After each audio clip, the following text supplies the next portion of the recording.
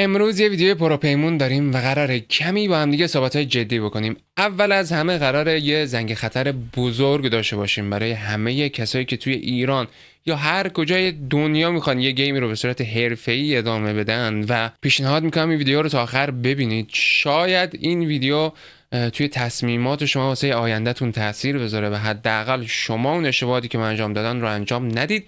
و توی بخش بعدی میخوام بریم سراغ سوالات بیشمار شما در مورد فرمول 1، اینکه چرا دیگه F1 24 پلی نمیدم، چه بلایی بر سر ویدیو F1 24 اومد و چه بلایی بر سر F1 اسپورت داره میاد. میدونیم که مسابقات 2024 هم داره برگزار میشه و کلی حاشیه با خودش به همراه داره.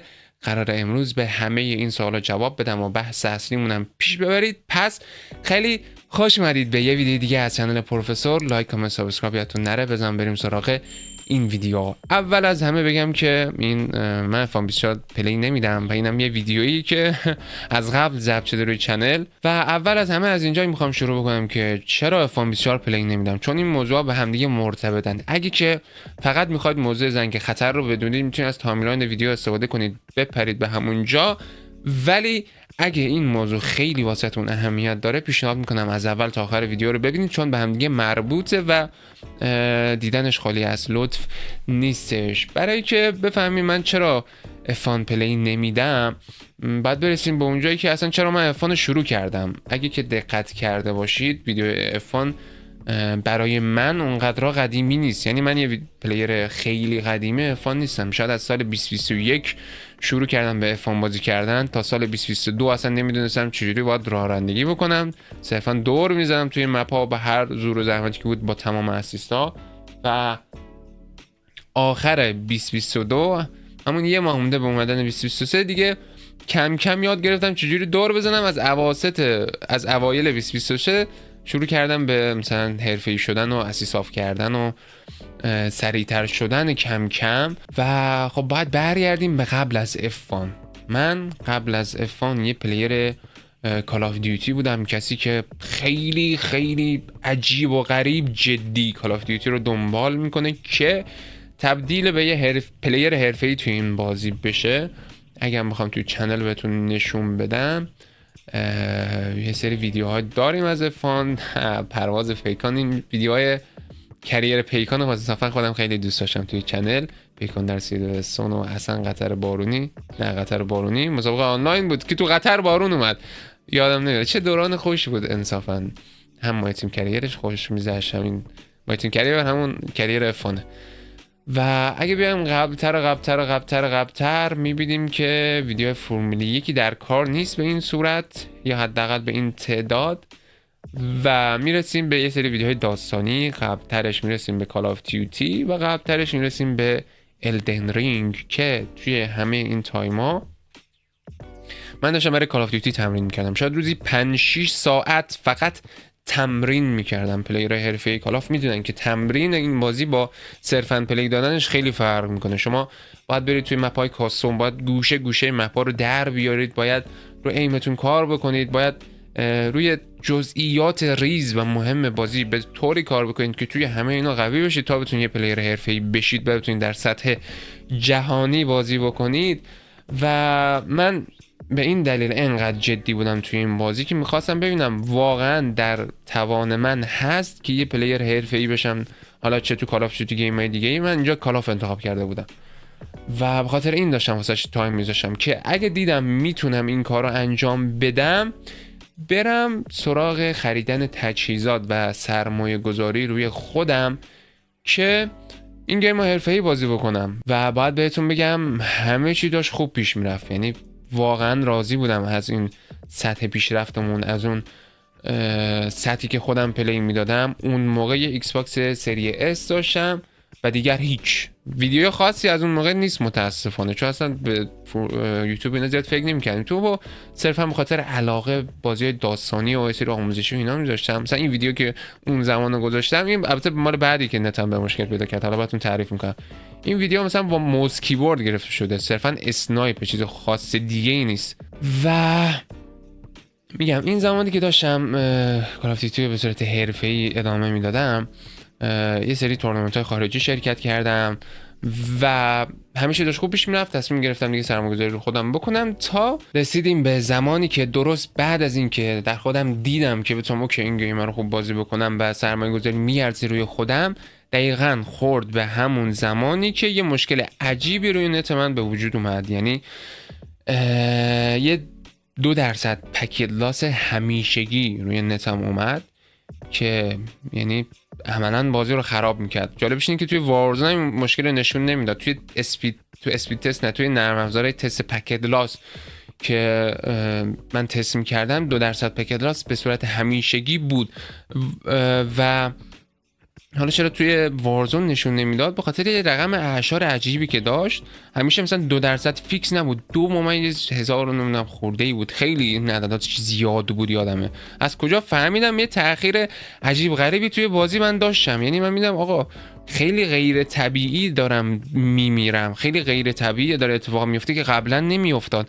رفتم نتو تست کردم دیدم بله یه 2% پکت لاس همیشگی دارم که حتی توی بازی بهم نشون نمیده ولی اون هست. و حالا جالبش اینه که زمانی که وارزون یه آپدیتی داد و عدد اون پکت لاس با عدد اعشار می اومد، اون موقع پکت لاس منو نشون میداد 2 خورده ای و همیشه بود اون بالا، یا 1 خورده ای، 2 یا 2 خورده ای. و قبل از اون نشون نمیداد، صفر نشون میداد ولی تو نرم افزار نشون میداد. و خیلی دوران سختی بود واسه من. یعنی من اولش که خب تسلیم نشدم، یعنی گفتم که آقا بالاخره مخابرات اینجام ایران، 2-3 روز بعد مشکل حل میشه. تماس گرفتم اینا، گفتم اوکی میکنیم اینا، ولی خب یه هفته طول کشید حل نشد. باز دوباره تماس گرفتم گفتن اوکی ما داریم یه کارایی میکنیم. بعد دوباره با همون تماس گرفتن گفتن اوکی شد اینا. بعد من گفتم نه من همچنان پکت لاس دارم. اینجوری شده بود که هر 2 روز به من زنگ میزدم گفتم ما فلان تغییر رو داریم روی اینترنتت، حالا اوکی شده یا نه؟ بعد میگفتم نه، دوباره میرفتم 2 روز بعد تماس میگرفتن.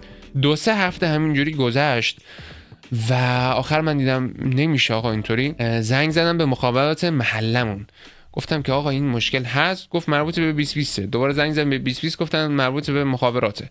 دیدم من این به بنبستی خوردم و این بنبسته رو داشتم توی اینستاگرام سرچ میکردم. اون زمان یادمه وزیر آذری جهرومی بود، وزیر مخابرات، یه شماره گذاشته بود توی اینستاگرامش، گفته بود اگه مشکل خاصی بود یا حرفی داشتید به این شماره پیامک بدید.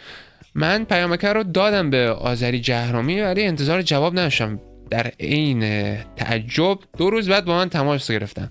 2 روز با من تماس گرفتن، گفتن که آقا من از طرف آذری جهرومی با شما تماس میگیرم، نمیدونم چرا ویدیوی هولک شد و مشکل شما رو دیدیم، بهش رسیدگی میکنیم، بگو که چه مشکلی پیش اومده. گفتم که آقا من پکت لاس دارم و فلان و اینها. زنگ میزنم به مخابرات میگه که از 2020 باید پیگیری کنی. 2020 زنگ میزنم میگه که از مخابرات محلتون باید پیگیری بکنی و هیچ کدوم جواب درست نمیدن، بگم به ما مربوط نیست.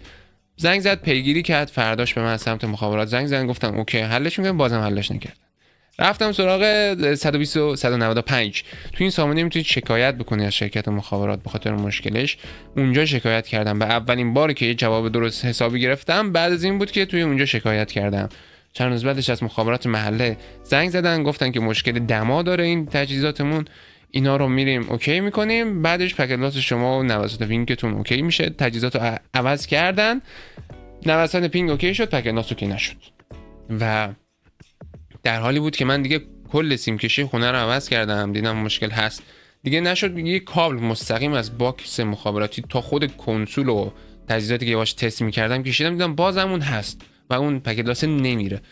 اینجا بود که دیگه ناامید شدم. یعنی در این حال ناامیدی 3-4 ماه بازم داشتم پیگیری می‌کردم، بازم اوکی نشد. تو این 3-4 ماه هیچ اتفاقی نیفتاد و دیگه رسیدم به اون جایی که آقا گفتم مثل اینکه دیگه جواب نمیده، باید رویه رو تغییر بدیم. و میگم یه دوران خیلی سختی بود واسه من، چون که خب میگم هدف بود، در خودم دیده بودم که بتونم این پلیر حرفه‌ای بشم، راهش رو واسه خودم برنامه‌ریزی کرده بودم، پله‌های کوچیک با هدف‌های بزرگ، ولی این اینترنت همه چیزو خراب کرد. یعنی تنها راهی که واسه من مونده بود، حتی پوینت تو پوینت و اینا هم نمیتونستم نصب کنم واسه خونمون به خاطر نمیدونم شرایطی که داشتن اینا، با اینکه خونه ما بلنده گفتن نمیشه، نمیدونم جاش اینطوریه فلان اینا نمیشه. و تنها کاری که من میتونستم بکنم این بود که خونه‌مون رو عوض کنم که برای فرد 18 ساله 19 ساله قاعدتا هم چیزی امکان نداشت که به خاطر فیبر نوری خونه بتونه بخره یا همچین کرایه کنه همچین حرفایی. تو چنل هم اگه دقت کرده باشید ویدیوهای کال آف دیوتی از یه جا به پایان میرسه و حالا چرا اینا رو تعریف کردم؟ بعد از اینکه من از کال آف دیوتی ناامید شدم، همینطور که داشتم واسه خودم گیم های مختلف پلی میدادم، رسیدم به F1. روی گیم پس هم اومده بود.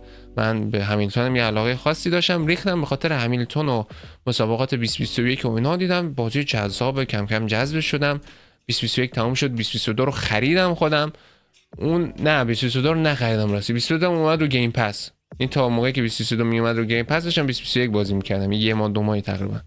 2022 اومد رو گیم پس، 2022 رو پلی دادم و دیدم که این مسابقه، این مثلا گیم هم یه سری لیگ داره، یه سری مثلا مسابقات جدی داره که توی افانی اسپورتش توی بالاترین سطحش تیمای واقعی مثل مرسدس، فراری، مکلارن و بقیه تیم‌ها دارن سرمایه گذاری میکنن، پلیراشون رو میفرستن و علاقه من شدم که این گیم رو حرفه‌ای پلی بدم. از اواخر 2022 و اوایل 2023 تقریبا یاد گرفتم که چجوری پلی بدم. هنوز اون جرقه حرفه‌ای شدن تو ذهن من نبود. فکر کنم اواسط 2023 بود که دیگه اون جرقه خورد که دیگه بشینم جدی بازی کنم که برم برای مثلا سرمایه گذاری. و چرا حالا فرمول 1 رو انتخاب کرده بودم؟ دقیقاً مشکلی که توی کال آف دیوتی داشتم اینجا نبود. مشکل اینترنتی که توی کال آف داشتم توی فرمول 1 با مثلا یه نت هات اسپات همراه اول حل میشد. واقعا هم اولش همینجوری بود. توی 2023 اوکی شده بود این ماجرا، فکر میکنم، یا توی 2022 یادم نیست، اوکی شده بود. یعنی با یه نت همراه اول یا همون نت شاتل اوکی بود، لیو نمیخورد، لگ نمیخورد و میتونستی تو مسابقات خارجی هم حتی شرکت بکنی با همین نت. و گفتم ایول، این راهیه که من واسه خودم انتخاب کردم. رفتم سراغش و پلیش دادم، توش حرفه‌ای تر شدم، بهتر و بهتر شدم. رسیدیم به زمان اعتراضات. اون زمان اعتراضات دقیقاً جایی بود که یهو سرورهای همه چی پکید. یعنی قبلش توی افان راحت میرفت، لیف نمیخورد فلان اینا، بعد اعتراضات دیگه اصلا نمیرفت توی لابیا، یا میرفت سری لیف میخورد و هزار تا مشکل اینا. فکر کنم با نت شاتل تونستم این مشکل رو کم و بیش حل بکنم و با اینکه یه بررسی خیلی زیادی کرده بودم بازم تو لابیای ایرانی من لیف میخوردم. نمیدونم چرا. تو لابیای اروپا اینا با نت شاتل ولی اوکی بود. گفتم عیب نداره. این دیگه زمانی بود که توی لیگا کم کم شرکت کرده بودم، هم دوستانه بین خودمون یه سری مسابقات داشتیم که هر هفته برگزار میکردیم، امتیاز داشت و اینها، هم توی لیگ حامد مجد. اون زمان حامد مجد نبود، اون موقع میگم دو تا گروه ما داشتیم، یکی بچه‌هایی که الان شدن لیگ حامد مجد بودن، یکی بچه‌های خودمون بودن که با هم دیگه آقا افان پلی میدادیم و اینا. و همینطوری پیش رفت. حامد مجد اومد و اونو تبدیل کرد به لیگ و یه لیگ دوستانه بود که ویدیوش اگه پیدا کنم میتونم واسهتون بذارم. اون لیگ خودمونم خیلی داشت خوب پیش میرفت و اینا. توی افان 2023 همیشه اوکی بود، اونجوری داشتیم ادامه میدادیم و توی همین حین من کم کم اسیستام آف کردم و کم کم بازی رو حرفه‌ای تر دنبال کردم تا رسیدیم به اواخر 2023. دیگه رسیدم به اسیست آف کردن. توی اسیست آف کردن کامل مسلط شدم، به طوری که سطح الیت میتونستم بازی کنم، بالاترین سطح بدون اسیست، که اسیست هیچ اسیستی نداشتم دیگه، چه ترمز چه نمیدونم ترکشن و اینا چه لاین. مثلا میبینید اینجا توی پیش فصل نمیدونم چندم آماده مجبور هنوز دارم از اسیست ها استفاده میکنم. اسیست فکر کنم ترمز داشتم و ریسینگ لاین، دیگه هیچ اسیستی نداشتم و همیشه داشت خوب پیش میرفت. اسیستامو که آف کردم ثبت نام کردم برای مسابقات WOR. اگه نمیدونید 3 تا مسابقات خفن داریم توی افان بازی افان. خفن ترینش افانی اسپورته که تیمای واقعی اونجا شرکت میکنن. بعدش میشه PSGL که برای PC و پلی استیشن. بعدش میشه WOR، یک از مسابقات رسمی که برای PC و ایکس باکسه. یعنی خفن ترین مسابقه که من با ایکس باکس هم میتونستم شرکت بکنم WOR بود و از این بالاتر دیگه با ایکس باکس امکان نداشت شرکت بکنم. رفتم تو لیگ WOR، بالاترین مسابقاتی که میشد برای من شرکت کرد و اصلا یه چیزای عجیب غریب دیدم تو WOR. سطح مسابقات خیلی بالا بود، خیلی جدی بودن، همه یه جوری داشتن مسابقه میدادن انگار زندگیشون به WOR بستگی داره و این چیزی بود که من میخواستم. من عاشق این تنش و این حساسیت ماجرام که بدونم آقا 1 میلیمتر اگه اشتباه بکنم 10 پله میام پایین، 1 میلیمتر اشتباه بکنم قراره اون هدفهایی که برای آیندم چیدم خراب بشه. این فشار و این سطح سختی رو من همیشه دوست داشتم و دوست داشتم با اینا کنار بیام و گذشتن از این پله ها و این رد کردن اینها خیلی لذت بخشه که تو رو به هدفت برسونه و هیچ وقت از سختی و از اینکه کار سخت و نشدنی و کنترلر دارید شرکت میکنی فرمون نداره، همچنان هیچ کار از اینا فراری نبودم. و وقتی دیدم توی WOR میتونم حرفی برای گفتن داشته باشم و شاید سوال بشه واسهتون چرا از WOR ویدیو ندارید. 3 تا پیش‌بست شرکت کردم، هر 3 تاش مقامای خوبی آوردم، هر 3 تاشو ویدیو گرفتم، هر 3 تاشو ایکس باکس خراب کرد و الان می‌بینین رو PS5 هم یکی از دلش همین بود که ویدیوهایی که ضبط می‌کردم خراب میشد توی این کنسول لعنتی و هیچ ویدیو نذاشتیم ازش بزنیم. ولی خب فکر کنم یه پیس میامی، یه پیس بحرین و بحرین نه میامی و دیگه کجا بود خدایا، میامی و برزیل بود و یه پیس دیگه یادم نمیاد حالا اون پیس رو شرکت کرده بودیم که آقا ما بیایم و بریم تو WOR برای فصل 2024. وقتی که من دیدم میتونم تو WOR حرفی برای گفتن داشته باشم با کنترلر و با سری S، گفتم که اوکی میام یه فرمون میگیرم اینتنس میرم سراغش، نتم هم خدا رو شکر تو لابی خارجی مشکلی نداره، اوکی اینو میتونیم ادامه بدیم. و F124 اومدن F124 یه آب یخی بود رو سر من. اول که کد بازی رو از سمت EA برام فرستادن، رفتم توی سایتشون به عنوان پلی تستر ثبت نام کردن، قبول کردن، کد بازی رو زودتر فرستادن. یه ماه فکر کنم زودتر من از بقیه میتونستم بازی بکنم. این یه بتاییشو، بتای کلوز بتاشو. و توی کلوز بتا چون من هیچ کی از گلیچا خبر نداشت، بازی سخت‌تر شده بود، یه سری ویژگی‌های خوب اضافه شده بود، یه سری جالب بود، یه سری جاهاش نزدیکتر شد به واقعیت و من امیدوار شدم به این بازی. گفتم ایول چه بازی خوبی داره میاد و ادامه پیدا میکنه. به محض اینکه بازی منتشر شد ای اسپورت پلیرها یه باگای عجیب غریبی پیدا کردن توی این بازی که اصلا گیمو از یه مثلا بازی متوسطی که پتانسیل زیادی داره تبدیل به یه آشغال به تمام معنا. تو چمن میرفتی سرعت کفیت بیشتر میشد، یا خدا. یعنی ما توی چیزا توی اون کلوز بتایی که بازی میکردیم همچین چیزایی تست نمیکردیم، بیشتر باگای بازی بود، بیشتر این بود که آقا بازی مثلا چطوری در میاد، هندلینگ چطور، تا با اینا ستاپ متاپ که مثلا خب اون موقع خودم به سطحی نرسیدم که واسه خودم ستاپ بچینم. یه سایتی هم بود که پلی تستر میتونستن با هم دیگه صحبت بکنن، اونجا بعضیا که حرفه‌ای تر بودن ستاپ میذاشتن، از اونها استفاده میکردم. خودم یکم تغییرش میدادم که مناسب سبک رانندگی من میشه و اونجور ستاپ گلیچی که اونجور که من صحبت کردم حتی با پلیر حرفه‌ای نتونست کسی پیدا بکنه، ولی یه اسپورت پلیرها میتونستن اینا رو پیدا بکنن. آقا اینا رو پیدا کردن و بازیش تبدیل شد به یه آشغال به تمام معنا، گلیچ‌های عجیب غریب. قرار بود که لاک کردن تایر باعث بلیسترینگ بشه و فلت اسپات که آقا تایر دیگه جایش دیگه خراب بشه. اینا هم تایم بحرینی که یه دام با اوستا فاصله داشتم باورم نمیشم، میگم کم کم داشتم بهتر میشم توی این بازی F123. کجا بودم یادم رفت حرفمو. و آره قرار بود که بلاک کردن تایر مثلا بلیسترینگ و فلت اسپات بیاره که تایرتون دیگه نتونین باشه ادامه بدین، ولی یه جوری بود پلیرهای اسپورت چارچق قفل می‌کردن، هیچ بلایی سرشون نمیومد. بعد ما دیدیم باد کثیفی وجود نداره توی این گیم. وقتی که لیگا شروع شد، اینتنسا شروع کردن به پلی دادن، اونایی که پلیر حرفه‌ای بودن دیدن که آقا این بازی اصلا باد کثیف نداره، تو میتونی به راحتی توی فاصله 1/10 ماشین جلوییت بری و خیلی خیلی تاثیر باد کثیف کمه. از اون ور تاثیر اسلیپ استریم و تاثیر دیارس خیلی بیشتر از قبل شده. مثلا توی همین و ها اینم راستی نکته‌ای که بهتون بگم توی استراتژی، مثلا توی F123 ما از این فرق داشتن تایر استفاده می‌کردیم. تایر یکی هارد و یکی میدیوم قشنگ یه فرق توی ترمزگیری، فرق توی ترکشن، اینا همه فرق داشت و احساسش میکردی. یعنی اگه 5 لپ سب میکردی میرفتی روی تایر مثلا نوتر، بعدش اون کسی که تایر کهنه داشت 2-3 لپ قشنگ تو میتونستی اونو اوت بریک بکنی. توی F124 تنها اتفاقی که میفته اینه که تایر کسی که کهنه یکم بیشتر سر میخوره فقط، یعنی نقطه ترمزگیریش میتونه از لپ یک تا لپ آخر توی مثلا در حد 10 سانت جابجا بشه و تنها اتفاقی که واسش میفته این که سر بخوره. توی F1 این نبود، قشنگ تو باید نقطه ترمزگیری رو جابجا می‌کردی، حتی با ترنینگ پوینتت هم یه مقداری بیشتر حواس جمعی بود که تا سر نخوری، به پیچ برسی حداقل. و خب اینا چیزایی بود توی F1 لذت داشت. نتیجه این اتفاقات F1 24 این شد که آقا پلیر دیگه حرفه‌ای معنی نداشت.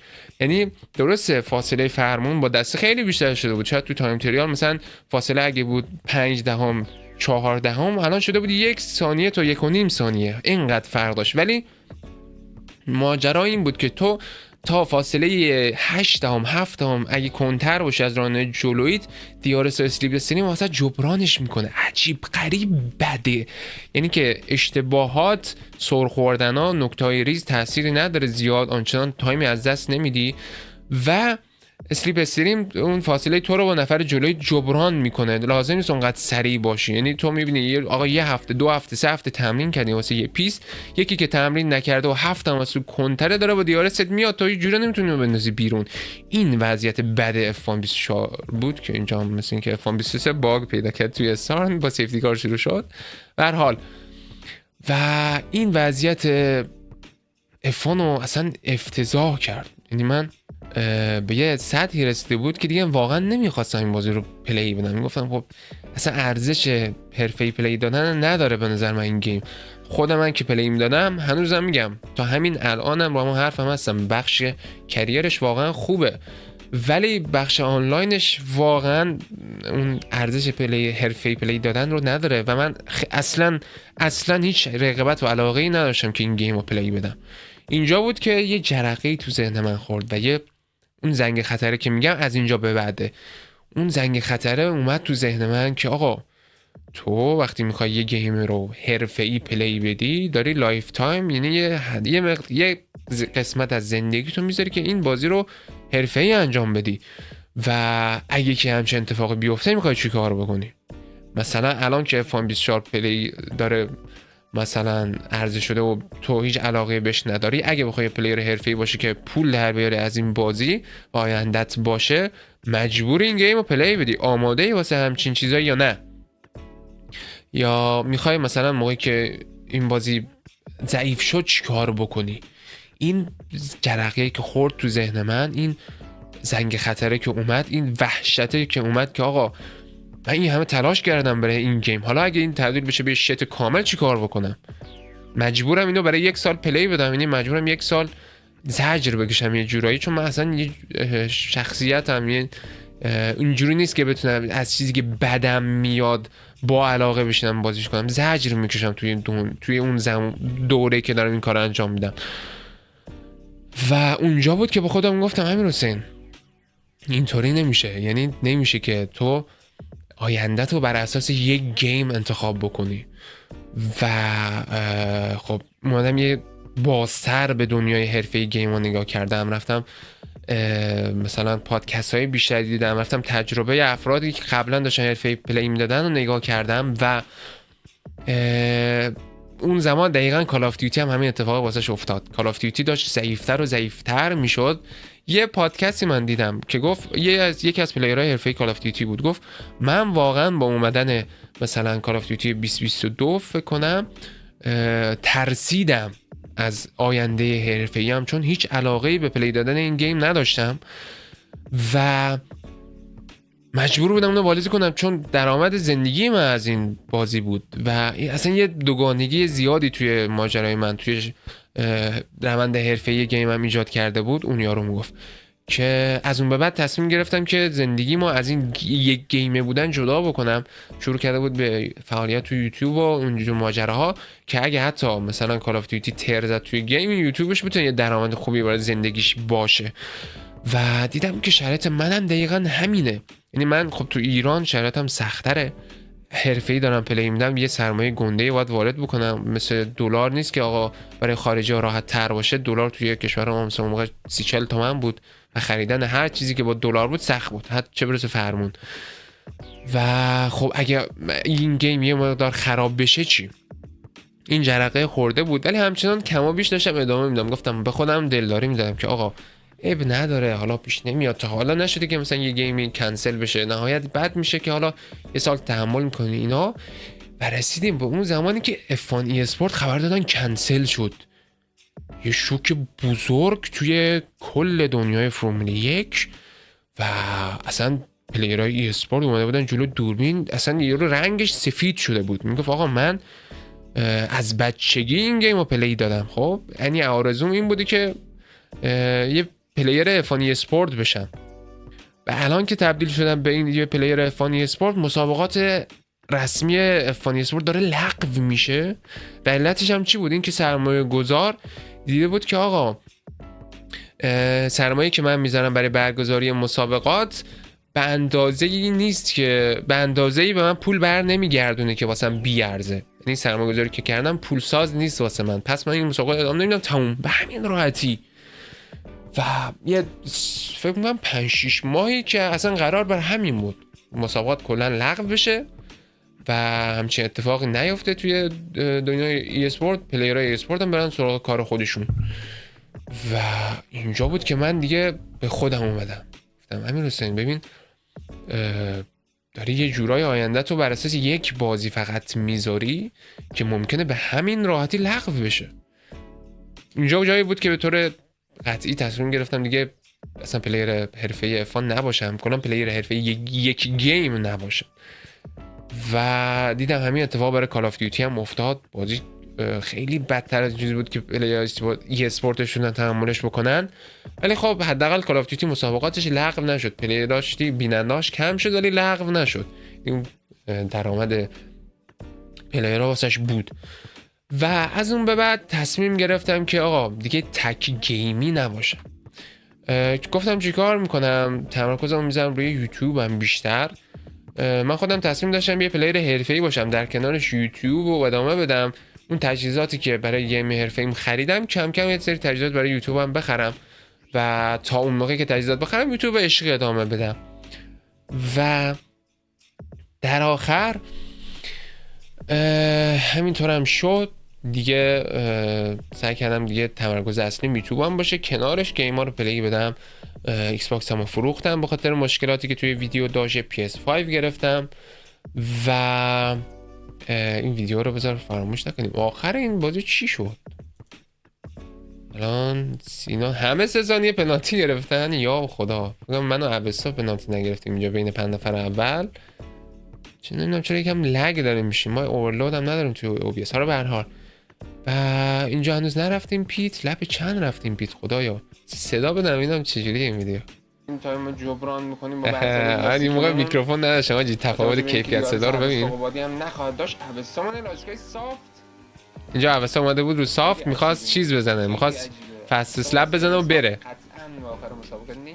چون اصلا امکان نداشت بتونه تا لپ 29 بالاست که سافت بره. بیایم جلوتر ببینیم مثلا لپ 15-16 سیفتی کار هم اومده تو این بازی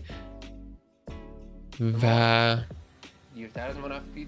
سینان رفت پیت. سینان رفت ریتایر کرد کلا وقتی که سیفتی کار اومد، ولی من داشتم میرسیدم یادم به سینان و اصلا کلا یادم رفته آخر این ویدیو چی شد. اصلا آخر این ریس چی شد؟ لپ 29 ها الان یادم اومد کیان و اینا رفتن روی تایرهای سافت، من با میدیوم کهنه موندم بیرون پشت سیفتی کار. 2-3 بار تو این ریس سیفتی کار اومد رفتیم و من تنها کسی بودم که تونستم منیج بکنم. کیان و دیارس انداختم بیرون با این تایر کهنه و تونستم برنده بشم. نفر سوم خود حامد مجد شده بود، یادش بخیر، واقعا دوران جالبی بود. اینم از یکی از ریس‌های لیگ حامد مجد و ریس‌های خودمون هم هست ویدیوهاش. ریس‌های خودمون خیلی خوش میزنه، یعنی واقعا دلم تنگ شده هم برای بچه‌ها هم برای ریسامون که آخر هفته ها میرفتیم مسابقه میدادیم. خیلی خوش گذشت. حالا خیلی هاتونم پرسیده بودید که چی شد دیگه لیگ حامد مجد نرفتم و این حرفا. نمیخوام در باش صحبت بکنم و همینقدر بدونین با خود حامد مجد مشکلی پیش نیومده و نخواهد اومد. صرفا یه مشکلی با یه سری پلیرها و یه سری ادمینا بود که گذشت. یعنی همه جوونیم و جویان نام و خب یه سری اشتباهاتی از سمت یه سری افرادی پیش اومد که حالا گذشت و من حقیقتا از طرف خودم چیزی به دل ندارم، اون که اشتباه سمت من نبود. هر حال گذشت، الان همینقدر بدونین که گذشت، با هم خود آمده باشه مشکلی نیست.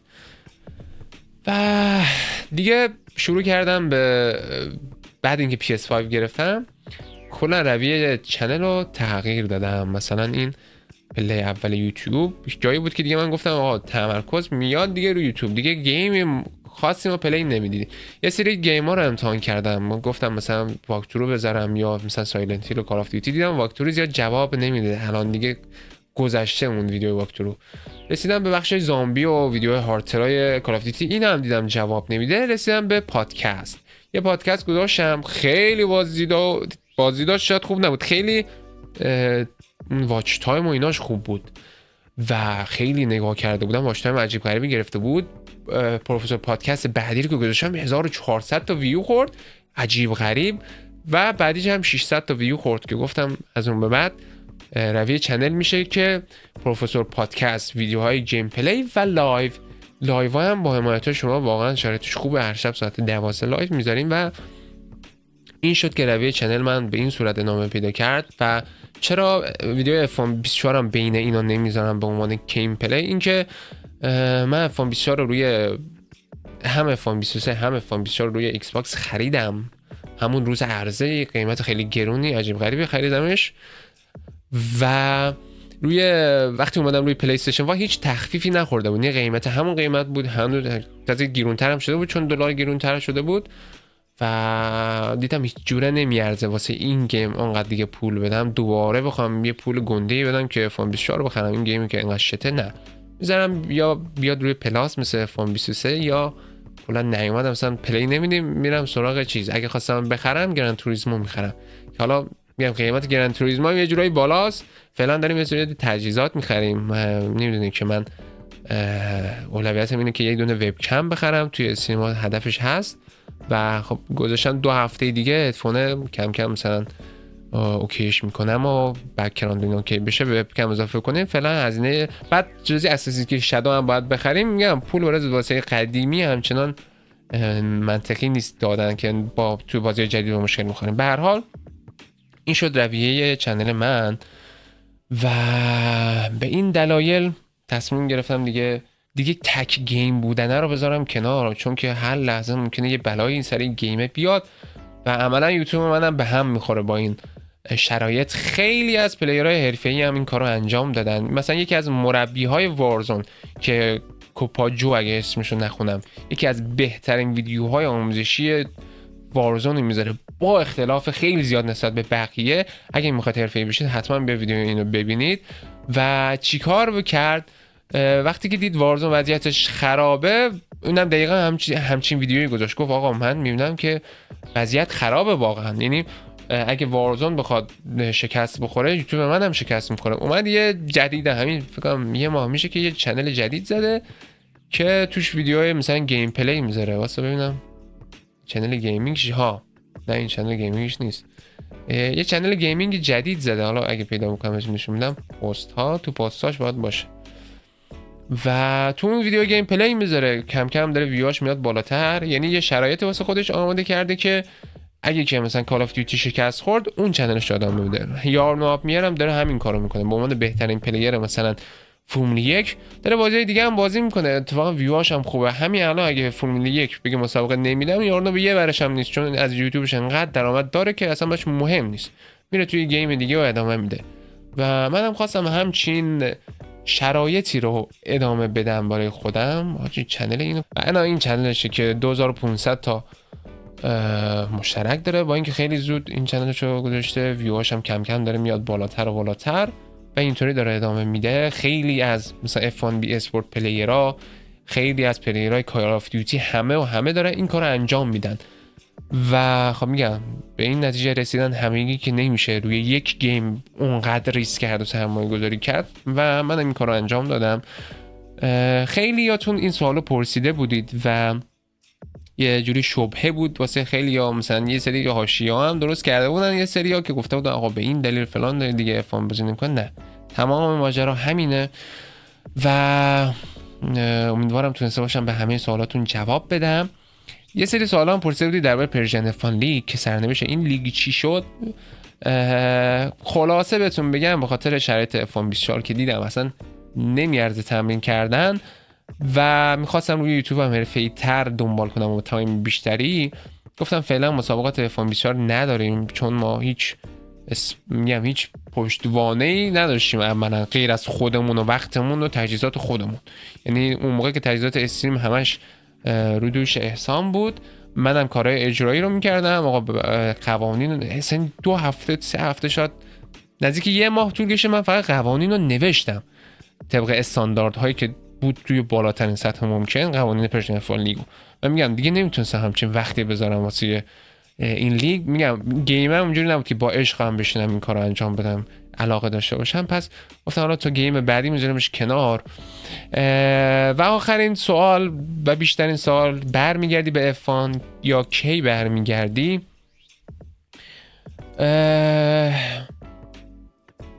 اینطوری بهتون جواب بدم که احتمالاً زمانی که یه فرمون بگیرم برگردم به روال ویدیو گذاشتن توی F1. قبل از اونم شاید یه سری ویدیوها بیاد خب، ولی ویدیو جدی و لیگ ریسینگ و اصلا ریس های اینجوری نخواهد بود. شاید یه سری ویدیو فان و صرفا اینا بیاد، نگاه به بازی قدیمی مثلا شاید بریم سر به F1 24 و اینا بزنیم، شاید همچین ویدیوهای بیاد. ولی دیگه ویدیوهای چیز صدا اینا نف کنیم کم کنیم، ویدیوهای لیگ ریسینگ و اینا تا موقعی که فرمون نگیرم نمیاد. بعد از اینکه فرمون گرفتم یه نگاهی میندازم ببینم چطوریه. شاید رفتیم یه لیگ ریسینگ فان ها، اونم نه اینکه بخوام حرفه‌ای بشم و برم تو بالا سر سطح شرکت کنم، نه یه سری لیگ میریم که صرفا افراد حرفه‌ای توش باشن، سعی میکنیم توش ببریم و یه سری ویدیوها بذاریم. به نظرم کار جذابی پیش میاد. ولی بعد از اینکه فرمون گرفتم دیگه با کنترلر نمیخوام برگردم به F1. و خب اگه نمیدونید PS5 هم کلا این مکانیزم کنترلش با ایکس باکس فرق داره، ترمیم کردن توش اینا داره سخته. البته که من یکم F1 23 این روزا دارم پلی میدم، پیس اوکیه، یعنی میتونم با اون پیس دیوانه‌وار F1 24 هم یه جورایی برگردم. اوایل F1 24 که داشتم واسه WR تمرین میکردم ولی نمیارزه اونقدر تمرین کردن و اینا. بعد اینکه فرمون گرفتم برمیگردم و ویدیو F1 ادامه میدم و گرند توریسمو هم که حتما میریم. حالا یه موقع خوبی پیش بیاد یکم تخفیفی بخوره یا بیاد رو پلاس، حتما میریم سراغ گرند توریسمو اسپورت، نه گرند توریسمو 7. و 42 دقیقه که دارم صحبت میکنم، ساعت 9:30 شده یا اول فصل. میگم چون خیلی زیاد پرسیده بودید، قولشم بهتون داده بودم که این ویدیو رو آپلود کنم، گفتم که داشته باشیم. خوشحالم که باهاتون صحبت کردم در این مورد. و اگه که از زمان F1 دارید چنل من دنبال میکنید منتظر باشید، یه سری ویدیوهای خفن تو راهه. بهتون پیشنهاد میکنم ویدیوهای جدید چنل رو ببینید با رویه جدید که داره کم کم آپلودی میشه. بعد از این ویدیو برمیگردیم به روال زودتر ویدیو گذاشتن. 3 هفته پیش من آخرین ویدیومو گذاشتم، قطعا دیگه قرار نیست اینجوری بشه، زود به زودتر آپلود میشه. و جدای از این ویدیوها ما هر شب لایو داریم. از کجا هم زنده اینجا رو بخوام نشون بدم. هر شب ساعت 12 میریم سراغ خفن ترین بازی‌های داستانی که بازخوردتون هم از لایوها بد نبوده حقیقتا و خوب داره پیش میره. خیلی خیلی داره خوش میگذره لایوها. هر شب ساعت 12 میریم استریم که بازی داستانی که من بازی نکردم تا به حال رو بازی بکنیم. رسیدیم به گاد آف راگناراک پارت 3 و یه بازی خفنیه. میتونید توی لایو هم شبا بیایم، خوشحال میشم که اونجا بتونم ببینمتون. و هر سوالی دارید توی کامنت ها بپرسید، کامل بهتون جواب میدم. و اگه چیزی مونده ببینم بازم بحث خاصی مونده یا درباره پرژن F1 لیگ اگه خواستار زیاد بود، حاضرم یه ویدیو بیایم بشینیم با احسان صحبت بکنیم درباره پرژن F1 لیگ، به شرطی که آقا هم بازخوردای این ویدیو خوب باشه هم خواستارش باشه. چون پرژن F1 لیگ میگم قضیهش طولانیه، اصلا صرفا این که چجوری برگزار شده و چرا لغو شده و چطوری لغو شده اینها حاشیه خاصی پشت سرش نداره. فکر نکنین که اتفاق افتاد، نه میگم دلیل اصلی و مینش این بود که آقا من و احسان دیگه نمیخواستیم و نمیتونستیم برای F1 24 این گیم انقدر وقت بذاریم. سعی کردیم هم صبر کنیم تا F1 25 بیاد، هم یه سری تجهیزات بیشتری بخریم، خصوصا من که مثلا دارم پی سی گرفتم و حالا سعی دارم این پی سی رو ارتقا بدم و یه سری وبکم بگیرم و اینها. همین که وقت خودمون آزادتر بشه، چنلامون بیفته رو روال. حساب کردن داره رو چنل چیسینگ تایتلش فعالیت میکنه، اگه دنبال نکردید حتما برید دنبالش بکنید. یه سری ویدیوهای جذاب در مورد مسابقاتی که توی مسابقات واقعی از ورزش‌های مختلف که توی دنیای واقعی داره اتفاق میفته میذاره و میتونید برید ویدیو احسانم ببینید.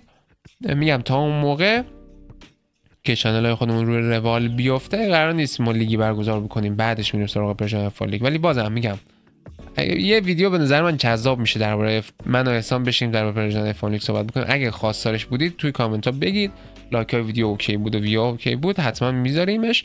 و تا ویدیو دیگه از چنل پروفسور، خدافظ.